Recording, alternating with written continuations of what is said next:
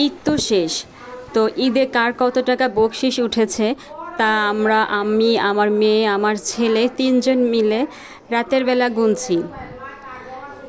তো দেখি কার বেশি উঠেছে। আসসালামু আলাইকুম ভিউয়ার্স, আমি শারমিন আক্তার আপনাদের সাথে আজকে আরেকটি নতুন ব্লগ নিয়ে হাজির হলাম। আপনারা যারা আমার ভিডিওটি দেখছেন দয়া করে লাইক, কমেন্ট, শেয়ার করে আমার পাশে থাকবেন এবং আমার চ্যানেলটি সাবস্ক্রাইব করবেন। রায়ান, তুমি কত টাকা ঈদ বকশিশ পেয়েছো? অনেক টাকা। কি কি খেয়েছো? আইসক্রিম কিনে খাইছি আর কোক খেয়েছি। কোক খাইছো? আর কি খাইছো? দেখি তো আম্মু, দেখি তো কত টাকা, এখানে গুনি কত টাকা পাইছো। তুমি তো আম্মুকে দিলা না ঈদ বকশিশ। অনেক টাকা তো, আমিও তো কখনো এত টাকা পাই নাই। রায়ান কত টাকা পাইছে একটু গুনি।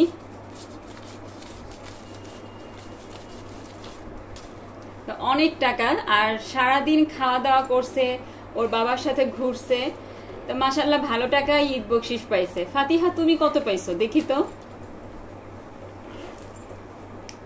মিম কত পাইছো একটু দেখি। রায়ান তো ভালোই পাইছে। আমিও পেয়েছি অনেক। আমি তো গুনি কি উল্টা পাল্টা করে রাখছে টাকারে। আমার অনেক টাকা, একটা টাকা পড়ে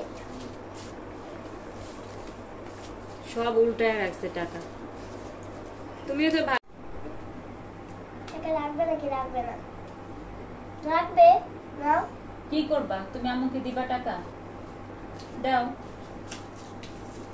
50 টাকা দিয়ে আমি কি করব? 50 টাকা দিয়ে আম্মু, তুমি কত টাকা ঈদের সালামি পেয়েছো? আমি দেখো কত টাকা পেয়েছি। আমার আব্বা দিছে, তারপরে আমার ভাই দিছে, আর তোমার বাবা দিছে, আর কিছু যেগুলো খুচরা টাকা ছিল ওইগুলা কয়েকজন আসছিল ওদেরকে দিয়ে দিছি, তোমার বান্ধবী টান্ধবী যারা আছে।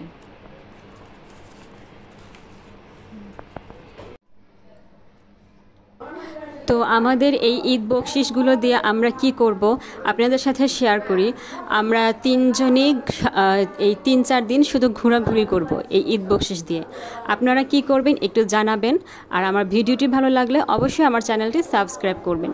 আল্লাহ হাফেজ।